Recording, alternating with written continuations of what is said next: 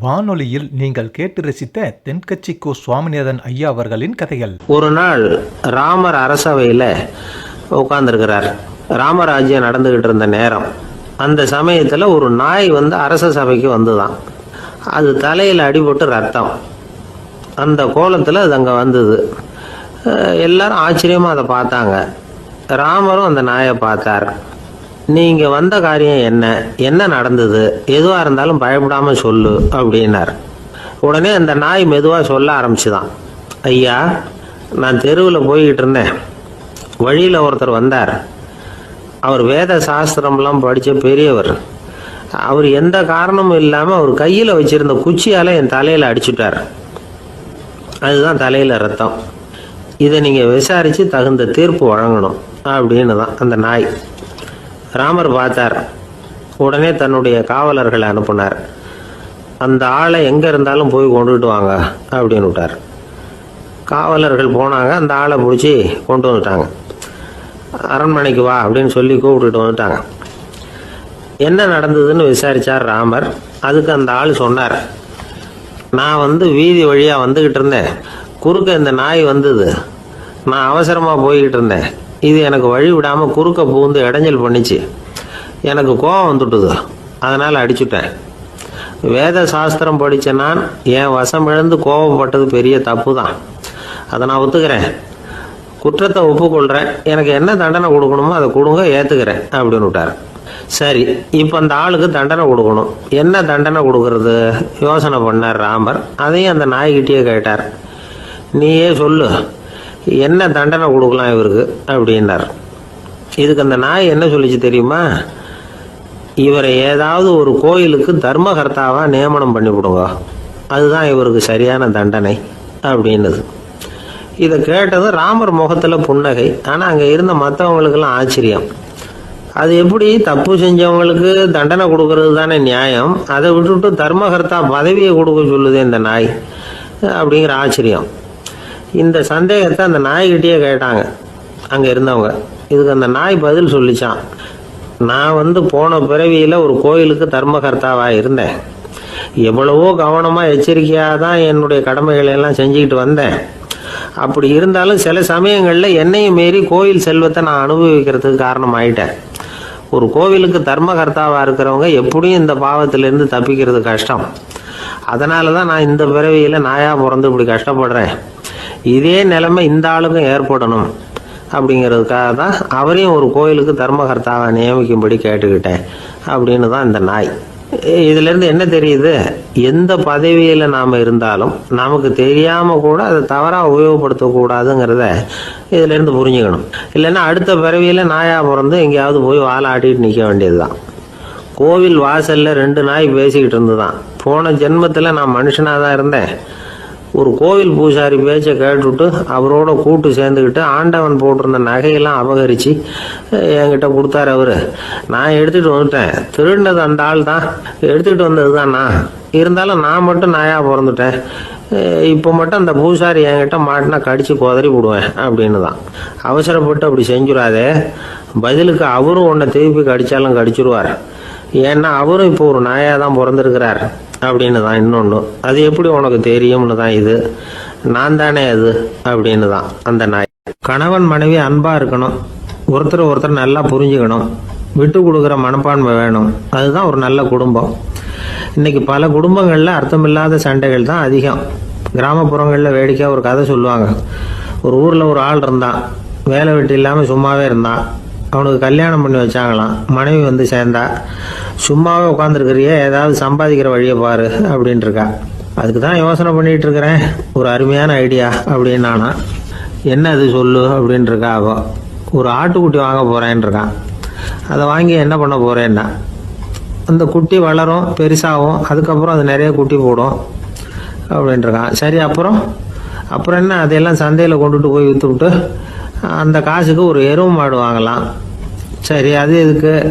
எருவு மாடு நிறைய பால் கொடுக்கும், அதை கொண்டுகிட்டு போய் பால் பண்ணையில் கொடுப்பேன், அல்லது நானே விற்றுருவேன், கை நிறைய காசு கிடைக்கும். அதுக்கப்புறம் ஒரு பசுமாடு வாங்குவேன், பாலையும் விற்கலாம், நாமளும் காய் போட்டு சாப்பிட்லாம், இப்படிலாம் சொல்லியிருக்கான். அப்போ அந்த பொண்ணு சொல்லிச்சான், அடுத்த தெருவில் இருக்கிற எங்கள் அம்மா வீட்டுக்கும் கொஞ்சம் பால் கொடுத்து அனுப்பலாம் அப்படின்ட்டுருக்கா அந்த பொண்ணு. இந்த இடத்துல கணவனுக்கு கோவம் வந்துட்டுது. அது எப்படி உங்கள் அம்மா வீட்டுக்கு எதுக்கு கொடுக்கணும், அதெல்லாம் முடியாதுன்றிருக்கான். இந்த இடத்துல சண்டை ஆரம்பமாயிட்டுது. கொஞ்ச நேரத்தில் 2 பேரும் சத்தம் போட ஆரம்பிச்சிட்டாங்க. கடுமையான சண்டை நடக்கிறத பக்கத்து வீட்டுக்காரன் காதில் வாங்கினான். அவன் ஓடியாந்தான். அவனுக்கு தெரியும் வாங்காத மாட்டுக்காக இப்படி சண்டை போட்டுக்கிட்டு இருக்கிறாங்கங்கிறது அவனுக்கு புரியும். அவன் ஓடி வந்து சொன்னான், ஏண்டா உன்னோட பசுமாட்டை ஒழுங்காக கட்டி போடக்கூடாதான்ருக்கான்.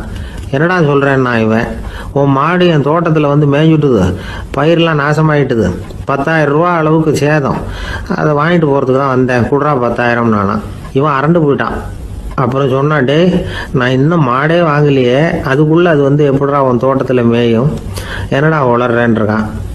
நீ தாண்டா இப்போ உளறிக்கிட்டு இருக்க, மாடே வாங்கலை, அதுக்குள்ளே எப்படிடா வந்து உன்னுடைய மனைவி அவங்க அம்மா வீட்டுக்கு பால் கொடுத்து அனுப்ப முடியும் அப்படின்னு அவன் கேட்டானா. நம்ம ஆளுக்கு இப்போ தான் புத்தி வந்துதான். அர்த்தமே இல்லாத சண்டை போட்டுக்கிட்டு இருக்கிறோம் அப்படிங்கிறத அவன் புரிஞ்சுக்கிட்டானான். இது நம்ம முன்னோர்கள் சொல்லியிருக்கிற ஒரு கதை. சண்டையில் தான் அர்த்தம் இல்லையே தவிர கதையில் அர்த்தம் உண்டு. அதாவது இல்லாத விஷயங்களுக்காக சண்டை போட்டுக்கிட்டு இல்லறத்தை வீணாக்கிக்கிட்டு இருக்கிற மனிதர்கள் இன்றைக்கு நிறைய பேர் இருக்கிறாங்க. ஒருத்தன் தன்னுடைய மனைவியை பற்றி மாமனார்கிட்ட புகார் சொன்னானா, மாமா உங்கள் பொண்ணு அர்த்தமில்லாத சண்டை போடுறா, எதுக்கு எடுத்தாலும் எடுத்து எறிஞ்சு பேசுகிறா அப்படின்ட்டுருக்கான். நீ எப்படி மாப்பிள்ளை அதை சமாளிக்கிற அப்படின்னு கேட்டிருக்காரு அவர். அவள் எடுத்து எறிகிறது என் மேலே படாமல் ஒதுங்கி நின்றுக்கிறேன் அப்படின்னு நானா. ஒரு பெரியவர்கிட்ட பேசிக்கிட்டு இருந்தேன். அவர் என்கிட்ட ஒரு கேள்வி கேட்டார். திருடர்கள் எத்தனை வகை தெரியுமா உனக்கு அப்படின்னார். இதுதான் அவர் கேட்ட கேள்வி. எதுக்காக என்ன பார்த்து அந்த கேள்வி கேட்டாரு தெரியல. இருந்தாலும் நான் வந்து அவருக்கு பதில் சொன்னேன். திருடர்களில் வந்து எத்தனையோ வகை உண்டுங்க. கார் திருடன், சைக்கிள் திருடன், முகமூடி திருடன், எப்படி சொல்லிகிட்டே போகலாம்.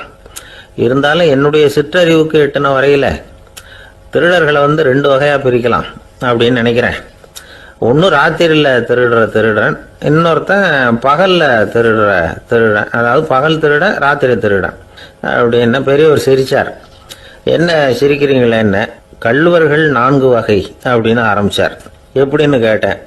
சாப்பாட்டுக்கு இல்லாமல் திருடுறாங்க பாருங்க, அது ஒரு வகையான். சாப்பாட்டுக்கு இருந்தும் திருடுறாங்க பாருங்க, அது ஒரு வகையான்.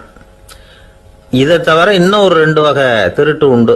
அது என்னன்னா, ஆண்டவன் கிட்ட இருந்து நாம திருடுற திருட்டு, இன்னொன்று என்னன்னா நம்ம கிட்ட இருந்து ஆண்டவன் திருடுற திருட்டு அப்படின்னார். எனக்கு ஒன்றும் புரியல. என்ன சார் இது, ஆண்டவனையே வந்து திருடன்னு சொல்றீங்களே அப்படின்னு ஆச்சரியமா. ஆமாங்க, ஆண்டவனை வந்து கள்வன்னு சொல்றது இல்லையா. காஞ்சிபுரத்துக்கு பக்கத்தில் திருக்கார்வனம் அப்படின்னு ஒரு ஊர் இருக்கு. அங்கே உள்ள பெருமாளுக்கு வந்து கள்வர்னு தான் பேர். அது மட்டும் இல்லை, திருமங்கை ஆழ்வார் தம்முடைய திரு நெடுந்தாண்டகத்தில் கார்வனத்துள்ளாய் கல்வா அப்படின்னு தான் அழைக்கிறார் அப்படின்னு நிறைய உதாரணம்லாம் சொல்ல ஆரம்பித்தார். அதுக்கப்புறம் அவர்கிட்ட பேசி நான் புரிஞ்சுக்கிட்ட விவரங்களை தான் நான் இப்போ உங்ககிட்ட சொல்ல போகிறது. அதாவது அவர் சொன்ன முதல் வகை திருடர்கள் வந்து சாப்பாட்டுக்கு இல்லாமல் திருடுறவங்க. இவங்களை வந்து திருத்தி போடலாம். சாப்பாட்டுக்கு இருந்தும் பணம் சேர்க்கணுங்கிற ஆசையால் பொய் கணக்கெல்லாம் எழுதுறாங்க பாருங்க, அவங்க தான் 2வது வகை. 3வது வகை திருட்டு தான் மிகப்பெரிய திருட்டு. இறைவனுக்கு சொந்தமானதை நம்முடையதுன்னு நினைக்கிற திருட்டு. எது இறைவனுக்கு சொந்தமானது அப்படின்னா ஆத்மா. பகவானுக்கு சொந்தமான ஆத்மாவை நம்முடையதுன்னு நினைக்கிறது தான் அந்த மாபெரும் திருட்டு. இதுக்கு பேர் தான் ஆத்மாபகாரமா. சரி, இதுக்கு பரிகாரம் என்ன? எல்லாம் இறைவனுடையது, நமக்கு ஒன்றும் இல்லை அப்படின்னு நினைக்கிறது தான் இதுக்கு பரிகாரம். இதெல்லாம் இருக்கட்டும். 4வது திருட்டு ஒன்று சொன்னோம்ல, ஆண்டவன் நம்மகிட்ட இருந்து திருடுறது. அது எப்படி? ஆண்டவனை வந்து கள்வன்னு சொல்றாங்க, அது சரி. அவர் என்னத்தை திருடினார்? இப்போ இன்னொருத்தருக்கு சொந்தமான ஒன்றை எடுத்து வச்சுக்கிறது தான் கள்ளத்தனம். ஆனால் ஆண்டவன் எடுத்துக்கிட்டோம்னா இருக்கிறது எல்லாமே அவனுக்கு சொந்தம். அப்படி இருக்கிறப்போ அவரை எப்படி கள்வன்னு சொல்றது? இது என்ன புரியாமல் இருக்குதே அப்படின்னு சொல்லி பார்த்தா அதுக்கும் விளக்கம் சொல்றாங்க அவங்க. அதாவது ஆண்டவனுக்கு வந்து உருவமே கிடையாது, அரூபமாக இருக்கிறவன், அதாவது உருவம் இல்லாமல் இருக்கிறவன். அப்படி உள்ள பகவான் வந்து நம்மளை மாதிரி உருவத்தில் இருக்கிறான். நம்மள மாதிரியே கையை காலு மூக்கெல்லாம் இருக்குது ஆண்டவனுக்கு. இந்த உருவம் நம்மகிட்ட இருந்து திருடினது தானே. அவன் தன்னுடைய உண்மையான திருமேனியை நமக்கு காட்டாம, அதாவது தரிசனம் கொடுக்காம இருக்கிறது கள்ளத்தனம் தானே. அதனால தான் இதுவும் ஒரு பெரிய திருட்டு, இருக்கிறதுலே மிகப்பெரிய திருட்டு அப்படிங்கிறார். என்கிட்ட பேசிக்கிட்டு இருந்தார், இந்த விஷயம்லாம் சொல்லிட்டு இருந்தாரு அந்த பெரியவர். அதாவது திருட்டை ஆன்மீக நோகத்தில் அவர் பார்க்குறார். நம்ம பார்வையில் இதை விட அபூர்வமான திருட்டுலாம் இங்கே உண்டு, அபூர்வமான திருடர்களும் உண்டு. ஒரு திருடன் சிறையிலிருந்து விடுதலையாகி வெளியில் போனான். கொஞ்ச நாளில் மறுபடியும் திரும்பி ஜெயிலுக்கு வந்துட்டான். அப்போ சிறை அதிகாரி அவனுக்கு அறிவுரை சொன்னாராம். ஏன்பா இப்படி அடிக்கடி தப்பு பண்ணிவிட்டு ஜெயிலுக்கு வந்துடுறிய, உனக்கு சொந்த பந்தம் எதுவும் இல்லையா? உனக்கு அப்பா அண்ணன் தம்பிகள் அவங்க கூட எல்லாம் சேர்ந்து வாழணுங்கிற ஆசை இல்லையா அப்படின்னு கேட்டிருக்கார். அவங்களோட சேர்ந்து வாழணுங்கிற ஆசை எனக்கு நிறைய உண்டுங்க சார் அப்படின்னு அவன். அப்புறம் எதுக்கு இப்படி ஜெயிலுக்கு வந்துடுற அப்படின்னாரான் அவர். அவங்க எல்லாருமே இங்கே தானே சார் இருக்காங்க அப்படின்னு அவன். இந்த காலத்து புள்ள ஒருத்தன் தன்னோட அப்பாவை பார்த்து சொன்னான், அப்பா நான் உனக்கு உதவி செய்யலாம்னு நினைக்கிறேன், என்ன உதவி செய்யணும்னு சொல்லு அப்படின்னா. நீ சும்மா இருந்தால் அதுவே எனக்கு செய்கிற பெரிய உதவிடா அப்படின்னார் அப்பா. சும்மா இருக்கிறதும் ஒரு உதவி தான், அது மாதிரி மௌனமும் ஒரு சமூக சேவை தான் அப்படிங்கிறார் காஞ்சி பெரியவர். நமக்கு 5 புலன்கள் இருக்குது, மெய் வாய் கண் மூக்கு செவி. இந்த 5லேயும் அதிகப்படியான வேலை எதுக்குன்னு நினைக்கிறீங்க? வாய்க்கு தான். ஏன்னா அதுக்கு 2 வேலை. இப்போ கண்ணுக்கு பார்க்குறது மட்டும்தான் வேலை, காதுக்கு கேட்குறது மட்டும்தான் வேலை, மூக்குக்கு வாசனை அறியறது தான் வேலை, உடம்புக்கு உணர்றது மட்டும்தான் வேலை. ஆனால் வாய் அப்படி இல்லை, அதுக்கு 2 வேலை. சாப்பிட்றதும் அதுதான், பேசுகிறதும் அதுதான். அதாவது வாய் ஒன்று தான் கர்மேந்திரியமாகவும் இருக்குது, ஞானேந்திரியமாகவும் இருக்குது அப்படின்னு சொல்லுவாங்க. சாப்பாட்டில் உட்காந்தா எந்தெந்த ஆகாரம் என்னென்ன ருசின்னு அறிவிக்கிற வேலையும் செய்யுது. சபையில் உட்காந்தா பாடுறது பேசுறது சிரிக்கிறது இது மாதிரியான வேலையும் செய்யுது. இன்னொரு வித்தியாசம், கண்ணு காது மூக்கெல்லாம் ஸ்ட்ரெயின் பண்ணிக்கிட்டு வேலை செய்கிறதில்ல. ஒரு ரோஜா பூவை பார்த்தா உடனே மூக்கு அப்படியும் இப்படியும் அசைய ஆரம்பிக்கிறதில்ல. ஒரு சங்கீதத்தை கேட்ட உடனே காது ஆட ஆரம்பிக்காது. ஆனால் வாய் அப்படி இல்லை, அது பேசினாலும் சரி சாப்பிட்டாலும் சரி அசைஞ்சு தான் ஆகணும். ஆக மற்றதை விட வாய்க்கு வேலை ஜாஸ்தின்னு தெரியுது. சாப்பிட்றது பேசுறது அப்படின்னு 2 காரியம் அதுக்கு. இப்படி 2 காரியம் இருக்கிறதுனால அது 2ஐயும் பாதியாக குறைச்சிக்கணுங்கிறது கடவுள் அபிப்பிராயமாக இருக்கணும் அப்படிங்கிறார் காஞ்சி பெரியவர். ஆனால் இப்போ நாம் அப்படியா நடந்துக்கிறோம்? அதுக்கு நேர்மாறாக நடந்துக்கிறோம். நாம் சாப்பிட்றதும் அதிகம், பேசுகிறதும் அதிகம், 2 வேலையையும் தேவைக்கு அதிகமாகவே செய்கிறோம். வாய் தான் ரொம்ப ஓவர் ஒர்க்குடு. அதுக்கு ஓய்வு கொடுத்தா உடம்பும் நல்லாயிருக்கும், உலகமும் நல்லாயிருக்கும். மௌன விரதம் இருக்கிறதெல்லாம் எதுக்காக நினைக்கிறீங்க? இதுக்காக தான். இந்த காலத்தில் மௌனமாக இருக்கிறவங்கெல்லாம் மகத்தான தொண்டு செய்கிறாங்க அப்படின்னு தான் சொல்லணும்.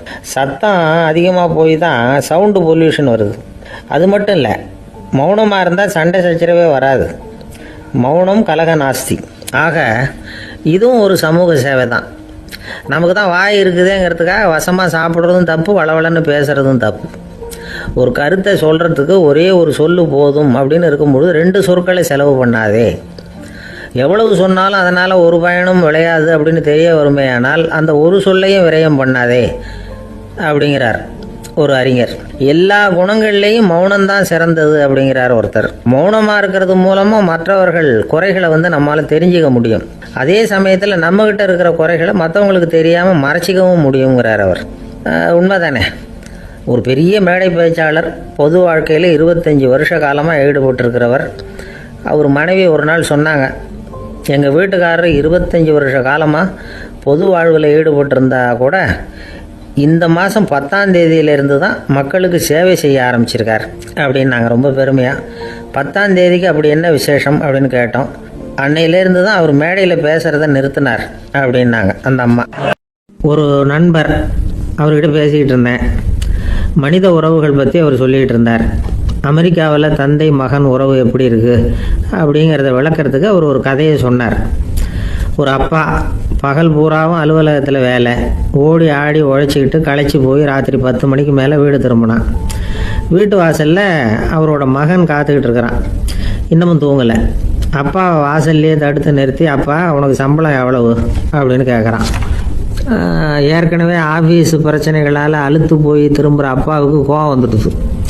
என்னடா இப்படிலாம் கேளுன்னு உங்கள் அம்மா உனக்கு சொல்லி கொடுத்தாளா அப்படின்னு சொல்லிட்டு உள்ளே போய் சட்டையை கட்டி மாட்டி விட்டு குளிச்சு விட்டு மறுபடியும் வெளியில் வந்து உடையை மாற்றுகிற சமயம் அப்போ மறுபடியும் மகன் உள்ளே வந்து நிற்கிறான் அவர் முன்னாடியே. அப்பா உனக்கு எவ்வளவு சம்பளங்கிறான் மறுபடியும். அப்பாவுக்கு எரிச்சல் அதிகமாகிட்டுது. மணிக்கு $20 போதுமா அப்படின்னார். அப்படின்னா எனக்கு ஒரு $10 தர முடியுமான்னா மகன். இதுக்கு தான் என் சம்பளம் எவ்வளவுன்னு கேட்டியா? 2ஆம் வகுப்பு படிக்கிற உனக்கு எதுக்குடா $10 அப்படின்னு கத்திவிட்டு தொலைக்காட்சி பெட்டியின் முன்னாடி போய் உட்காந்துக்கிட்டு ஏதோ நிகழ்ச்சியை பார்க்க ஆரம்பிச்சிட்டார். கொஞ்ச நேரம் கழித்து மறுபடியும் மகன் வந்து நிற்கிறான். அப்பா ப்ளீஸ் எனக்கு ஒரு $10 கொடுக்க முடியுமா? மகனுடைய கண்களில் கண்ணீர். என்னடா அவன் கண்ணீரை காட்டி காரியம் சாதிக்கலாம்னு பார்க்குறியா? ஒரு காசு கூட கொடுக்க மாட்டான் போ அப்படின்னு விரட்டி விட்டான். மகன் கண்ணீரை கண்ணை தொடச்சிக்கிட்டு பேசாமல் போய் படுத்துக்கிட்டானா. கொஞ்ச நேரம் ஆச்சு. அப்பாவோட கோபம் கொஞ்சம் கொஞ்சமாக குறைஞ்சிது. பிள்ளைகிட்ட கோபமாக கத்துனது தப்பு தாங்கிறது புரிஞ்சுது அவனுக்கு. எழுந்திரிச்சு போனான், படுக்கை இறக்கி போனான். மகனை பார்த்தான். அவன் தலையணையை கட்டி பிடிச்சிக்கிட்டு அழுதுகிட்டு இருக்கிறான். அவனை மெல்ல நெருங்கி அவங்ககிட்ட எதமாக பேசுகிறதுக்கு ஆரம்பித்தானான். எதுக்குடா உனக்கு $10 பள்ளிக்கூடத்தில் கேட்டாங்களா அப்படின்னு கேட்டானான். மகன் சொல்லியிருக்கான், இல்லை டாடி, உனக்கு 1 மணி நேரம் சம்பளம் $20ன்னு சொன்னேன். நீ ஏற்கனவே எனக்கு கொடுத்த பாக்கெட் மணி $10 என்கிட்ட இருக்குது. இப்போ நீ இன்னொரு $10 கொடுத்தீங்கன்னா அதையும் சேர்த்து $20 ஆகிடும். அந்த $20 நான் உனக்கு கொடுத்துருவேன். அப்படி கொடுத்தா நீ என் கூட 1 மணி நேரம் செலவழிப்ப இல்லையா? அதுக்காக தான் $10 கேட்டேன் அப்படின்னு சொன்னானா. அந்த அப்பா கண்ணு கலங்கி போச்சான். ஆதரவோடு தன்னுடைய மகனை கட்டி பிடிச்சி அழ ஆரம்பிச்சிட்டாராம். இதுதான் நண்பர் சொன்ன கதை. அமெரிக்கா மட்டும் இல்லை, உலகம் பூராவும் இன்றைக்கி மனித உறவுகள் இப்படி தான் மாறிட்டு இருக்கு. பெரியவர்கள் அறிவுரை என்ன தெரியுமா? உங்கள் குழந்தைகளிடமிருந்து குழந்தை பருவத்தை பிரித்து விடாதீர்கள் அப்படிங்கிறது தான்.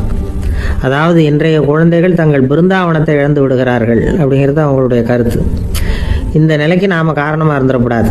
குழந்தைகளோட விளையாடுவோம், குடும்பத்தோடு உறவாடுவோம் அப்படிங்கிறது தான் நம்முடைய நோக்கமாக இருக்கணும். இன்றைய உறவு முறைக்கு இன்னொரு உதாரணம் சொல்லுவாங்க. ஒருத்தர் வந்தாராம், அவர் பக்கத்தில் ஒரு சின்ன பையன். நாம் அவரை விசாரிக்கிறோம், யார் இந்த பையன் அப்படின்னா அவர் சொல்கிறார், இவன் எனக்கு தூரத்து உறவு அப்படின்னாராம். இந்த தூரத்து உறவுன்னா எப்படின்னு இருக்கான். இதுக்கு அவன் சொல்லியிருக்கிறான், இவன் எங்கள் அப்பாவுக்கு 8வது புள்ள அப்படின்னானான். ஒரு ஊர்ல ஒரு துறவி இருந்தார், புத்த சமய துறவி. அந்த ஊர் மன்னன் அவரை பத்தி கேள்விப்பட்டிருக்கான். ஒரு நாள் புறப்பட்டு போனான், துறவியின் பாதங்களை தொட்டு வணங்கினான். அதுக்கப்புறம் சொன்னான், ஐயா, நான் உங்களை அரண்மனைக்கு அழைச்சிட்டு போறதுக்காக வந்திருக்கிறேன். இனிமே நீங்க இங்க எதுக்கு இருக்கணும் அப்படின்னானா. அவன் மனசுக்குள்ள என்ன நினைப்புன்னா, இவர் எங்க வர போறாரு, நான் ரொம்ப எளிமையானவன், எனக்கு எதுக்கு அரண்மனை வாசம்னு சொல்லி விடுவார் அப்படின்னு நினைச்சிருக்கான். ஆனா அந்த துறவி என்ன பண்ணார் தெரியுமா? அப்படியா, சரி போகலாம், வா, போய் உன் ரதத்தை கொண்டுட்டு வா, அரண்மனைக்கு போகும்பொழுது அதுக்கு தகுந்த மாதிரி ஆடம்பரமா போகணும் அப்படின்னு விட்டாரான். துறவி இப்படி சொன்னதும் அந்த மன்னனுக்கு மனசுக்குள்ள சந்தேகம் வந்துட்டுது. இவர் உண்மையிலேயே துறவி தானா, ஏமாத்து பேர் வழி மாதிரி தெரியுதே அப்படின்னு நினைச்சிருக்கான். இருந்தாலும் இனிமே என்ன பண்றது, சொல்லியாச்சு. ரதத்தை கொண்டுட்டு வந்தான். துறவி ஏறி உட்காந்தார். பக்கத்துல ராஜா. அவர் ரொம்ப உற்சாகமா வரார். இவன் ரொம்ப சோர்ந்து போய் வரான். துறவி மரத்தடியிலேயே வாழ்ந்து பழக்கப்பட்டவர், அரண்மனையில எளிமையா ஒரு இடத்துல உட்காந்துக்குவார் அப்படின்னு நினைச்சான். ஆனா அப்படி இல்லை. அரண்மனைக்கு வந்த உடனே அந்த துறவி அதை கொண்டுட்டு வா, இதை கொண்டுட்டு வான்னு சொல்லி உத்தரவு போட ஆரம்பிச்சுட்டார். அரண்மனையில இருந்தா அரசனை மாதிரி இருக்கணும் அப்படிங்கிறார். ராத்திரி பூரா சௌரியமா தூங்கினார். பகல்ல அரண்மனை தோட்டத்துல உலாவ வேண்டியது, நீச்சல் குளத்துல குளிக்க வேண்டியது, இப்படியே பொழுது போக்கிட்டு இருக்கிறார். அந்த அரண்மனையில துறவி மகிழ்ச்சியா இருக்கிறார். மன்னனால அப்படி இருக்க முடியல. அவருக்கு எந்த கவலையும் இல்லை, இவனுக்கு அரசாங்க கவலைகள். துறவி அப்படி இருக்கிறத இவனால தாங்கிக்க முடியல. ஒரு நாள் அவர்கிட்டே போய், நான் உங்ககிட்ட கொஞ்சம் பேசணும் நானா. துறவி பார்த்தார். நான் இந்த அரண்மனைக்கு வரும்பொழுதே நீ என்னமோ என்கிட்ட கேட்கணும்னு நினைச்ச, ஏன் கால தாமதம்? நீ அனாவசியமா உன்னையே தொந்தரவு பண்ணிட்டு இருக்கிற, நீ கவலையா இருக்கேங்கிறது எனக்கு புரியுது. நான் மரத்தடியில் இருந்தப்போ கூட என்னை அடிக்கடி சந்திச்சுக்கிட்டு இருப்ப, ஏதாவது விளக்கம் கேட்கறது உண்டு. இங்க வந்த பிறகு என்னை சந்திக்கிறது கூட அபூர்வமா போயிட்டுது. நீ இப்போ என்ன கேட்க போறேங்கிறது எனக்கு தெரியும், இருந்தாலும் கேளு அப்படின்னாராம். வேற ஒன்றும் இல்லைங்க, இப்போ உங்களுக்கும் எனக்கு என்ன வித்தியாசம்? 2 பேரும் அரண்மனையில தான் இருக்கிறோம். நீங்க மகிழ்ச்சியா இருக்கிறீங்க, நான் அப்படி இருக்க முடியல. இவ்வளவுக்கும் நீங்க முன்னாடி இருந்தது மாதிரி இல்லை. தினமும் தங்க தேர் கேட்குறீங்க, உயர்தரமான ஆடைகள் அணிகிறீங்க, சுவையான சாப்பாடு. இப்படி இருக்கிறப்போ உங்களுக்கும் எனக்கு என்ன வித்தியாசம்? இதுதான் மன்னனுடைய கேள்வி.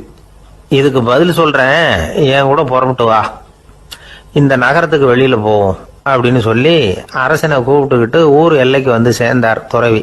அங்க போய் சொன்னார், இதை பாருப்பா, இந்த இடத்த தான் தேடிட்டு இருந்தேன். இனிமே நான் வந்து திரும்பி வர போறதில்ல.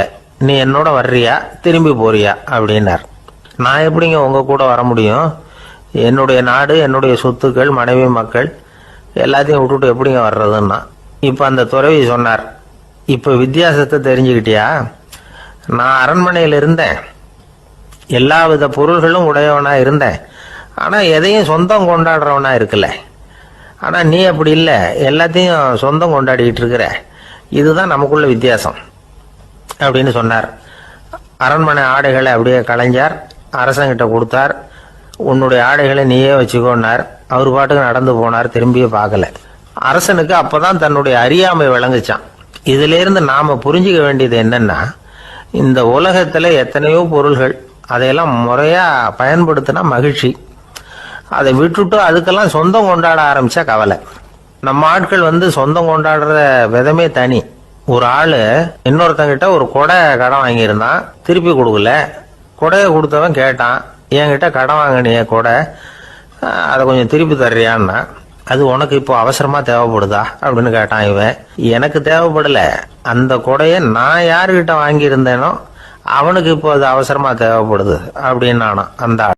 நம்ம கிட்ட ஒருத்தன் தப்பா நடந்துக்கிட்டானா உடனே நாம என்ன செய்வோம்? கையை ஓங்கிட்டு அவனை அடிக்க போவோம். நாம அவங்கிட்ட அவனை விட ஒருபடி மேலா தப்பா நடந்துக்குவோம். ஆனா பெரியவங்கெல்லாம் அப்படி நடந்துக்கிறது இல்லை. இன்னா செய்தாரை ஒருத்தல் அவர் நாண நன்னயம் செய்து விடல் அப்படின்னு வள்ளுவர் சொல்லியிருக்காரு இல்லையா?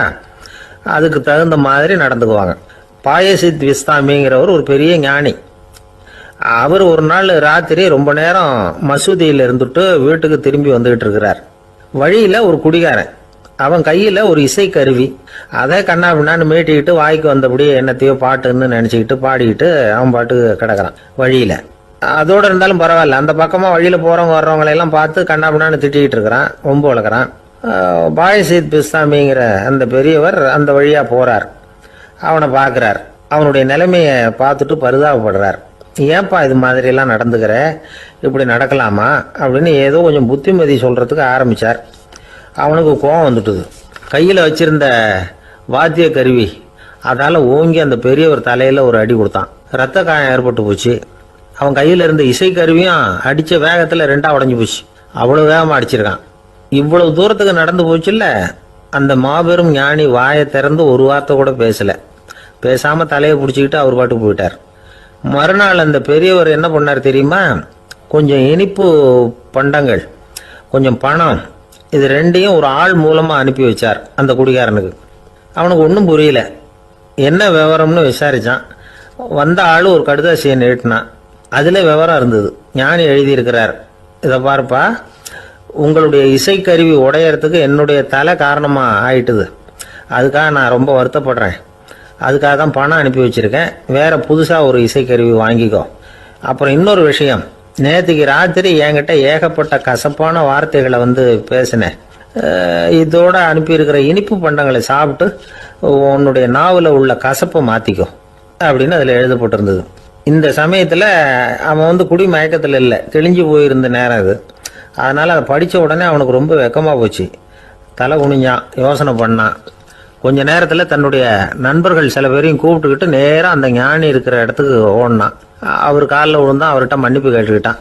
பெரியவங்களே தெரியாம வந்து நான் இந்த பாவ செயலை பண்ணிவிட்டேன், என்னை மன்னிச்சுங்க, உங்களுடைய பொறுமையும் போதனையும் என்னுடைய கண்ணை திறந்துட்டுது. இனிமே நானும் என்னுடைய நண்பர்களும் நல்ல வழியில திருந்தி வாழ போறோம் அப்படின்னா.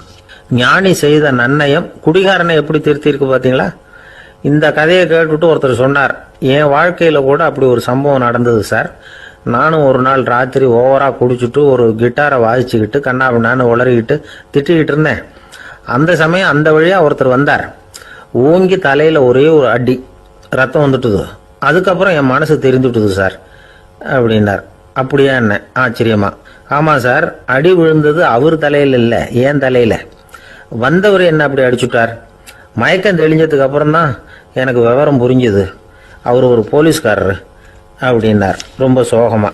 அந்த ஆளுக்கு பேச தெரியாது, அவர்கிட்ட கொஞ்சம் எச்சரிக்கையா நடந்துக்கோ அப்படின்னு சொல்றது உண்டு. அப்படின்னா என்ன அர்த்தம்? அவர் இன்னமும் குழந்தையாவே இருக்கிறாரு, இன்னும் பேச்சு வரலன்னு அர்த்தம்? அப்படி இல்லை, அவருக்கு நாகரிகமா பேச தெரியலன்னு அர்த்தம். பேசுறதுங்கிறது மனுஷனால மட்டுமே முடியக்கூடிய ஒரு காரியம்.